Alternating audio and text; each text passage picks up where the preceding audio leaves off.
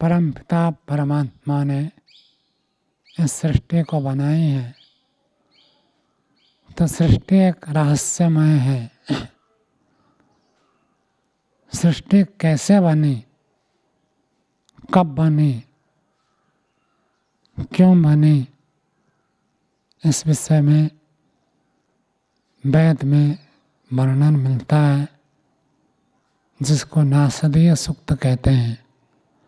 तो नासदीय सूक्त में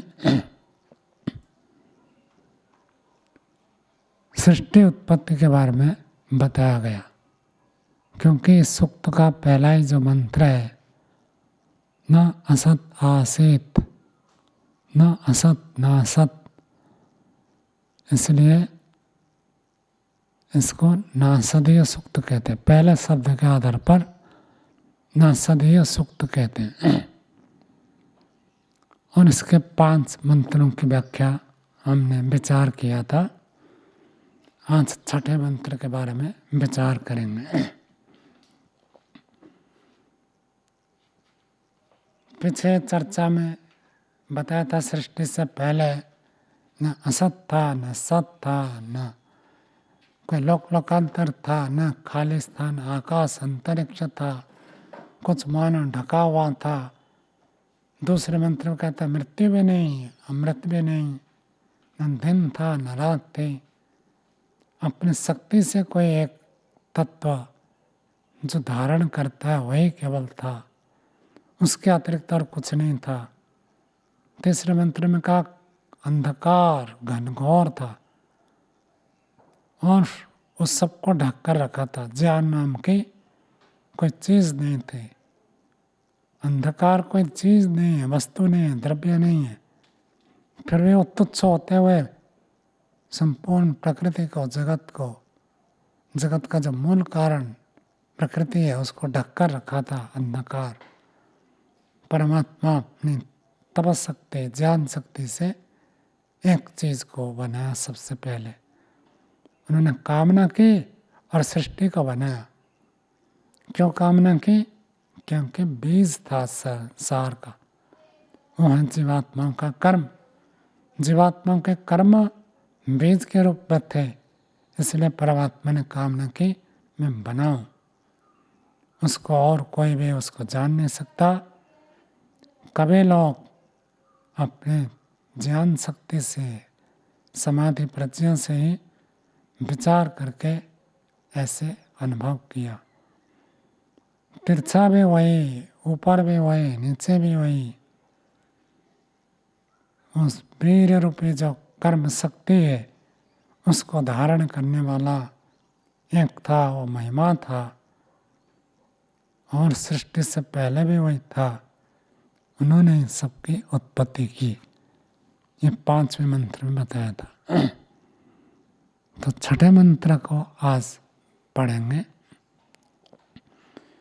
कौन धा वेद का यह प्रवोचा कुत आजाता कुता यम सृष्टि अर्वाक देवा अस्या विसर्जनेन था को वेद यथा बभूव।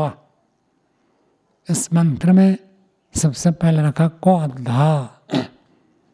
अद्धा का अर्थ होता है जिसको हम वास्तव में बढ़िया से, यथार्थ, बहुत अच्छा कहते हैं, उसको संस्कृत में अद्धांग।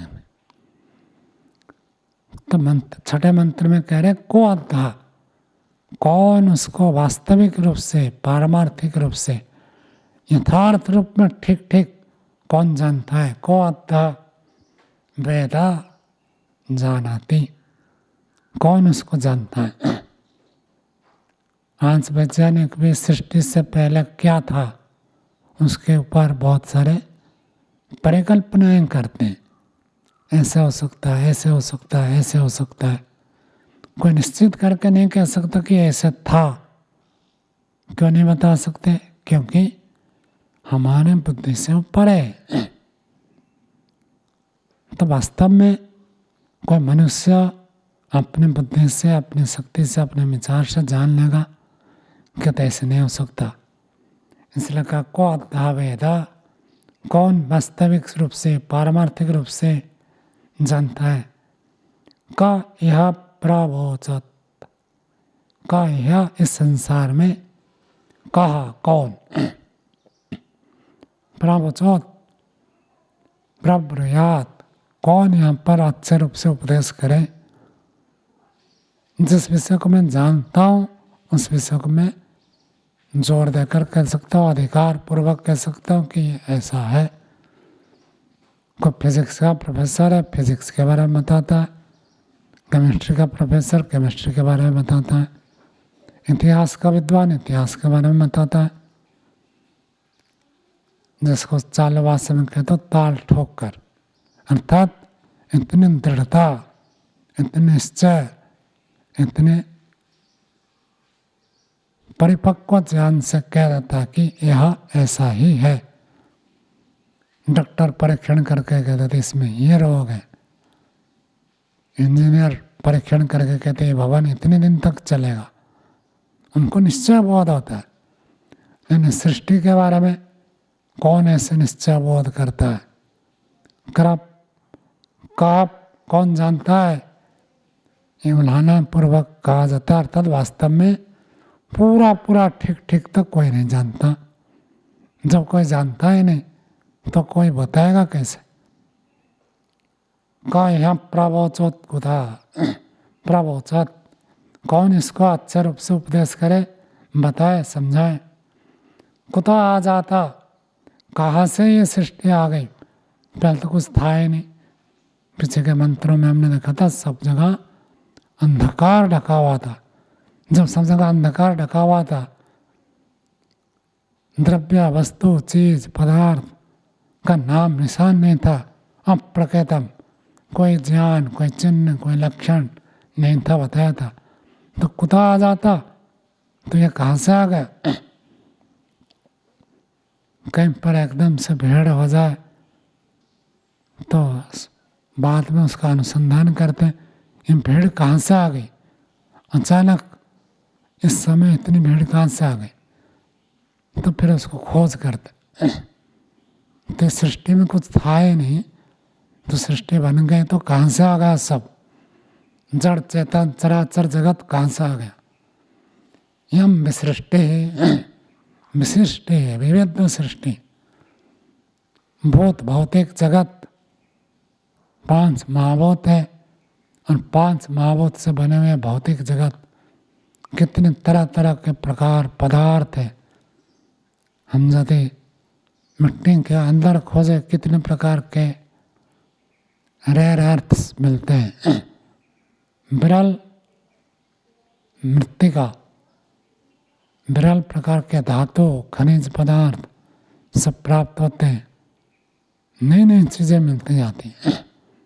और धरती के ऊपर कितने प्रकार के पेड़ पौधे से लेकर जीव जंतु से लेकर सुंदर सुंदर प्राकृतिक दृश्य से लेकर पहाड़ नदी नाले, कितने प्रकार।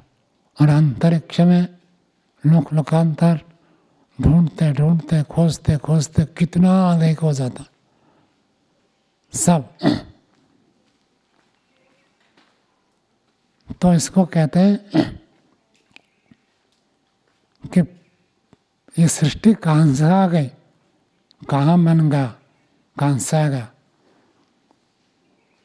कुथा आ जाता, कुथा यम विसृष्टि, ये विविध प्रकार की सृष्टि, ये जगत कहाँ से आ गई है? तो कुथा आ जाता, कुथा यम विसृष्टि, ये विविध प्रकार की सृष्टि, भोग्य सृष्टि और भोक्ता जीवात्मा, ये सब कोई थे नहीं प्रलय में, तो कहाँ से ये सब उत्पन्न हो गए, कहाँ से ये सब आ गए, इसकी चर्चा करते हैं। आगे कहते हैं अर्वाक देवा अस्या विसर्जन था। तो पहले पंक्ति में ये प्रश्न उठाता कौन आता, कौन जानता है? तो कोई कह सकता देवता लोग बड़े विद्वान होते हैं, आर पार को सबको जानते हैं, कि देवता लोग भी जान सकते हैं। तो इतने बड़े बड़े विद्वान होते हैं, किसी विषय में पूछो उस विषय का बड़े बड़े एक से बढ़कर एक धुरंधर विद्वान मिलते हैं, तो देवा विद्वान ये तो बता सकते हैं ना कहाँ से आया, किसने बनाया और सृष्टि से पहले क्या स्थिति थी, ये सब तो जान सकते हैं। तो अर्वाक देवा अस्य विसर्जन है ना, तो कहते नहीं देवता लोग भी नहीं जान सकते। क्यों नहीं जान सकते? कि अस्य विसर्जन है ना अर्वाक, अस्य इससे जगतः, इस जगत का विसर्जन, विशेष सर्जन, विशेष निर्माण, विशेष रचना जब हुई, उसके अर्वाक, अर्वाक का अर्थ होता है उसके बाद, उसके पश्चात, तब ये सब आए। पहले तो थे ही नहीं।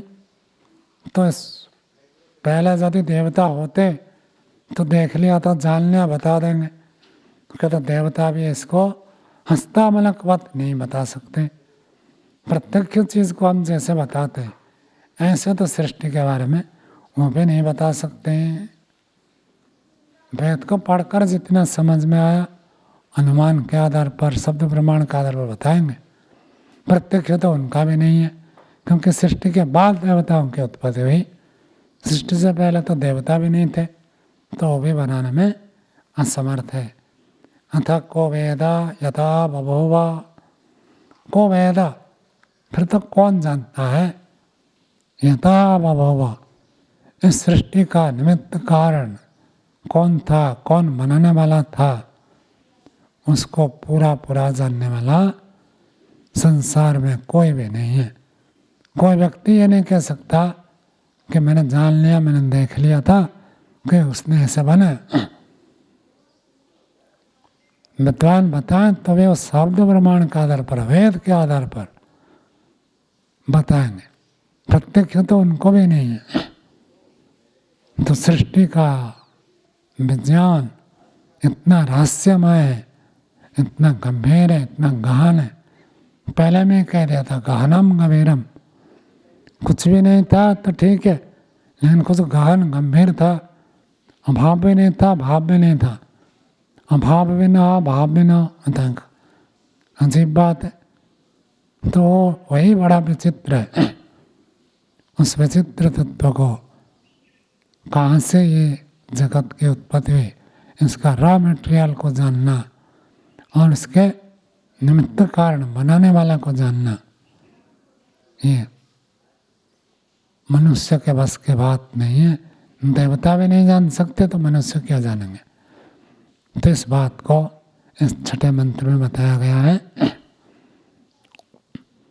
नासदीय सूक्त का कथन है, हम जितना समझ सकते उतना ही है, पूरा पूरा रहस्य हम जानने में समर्थ नहीं है। आज इतना ही कहकर वाणी को विराम देते हैं। ओम।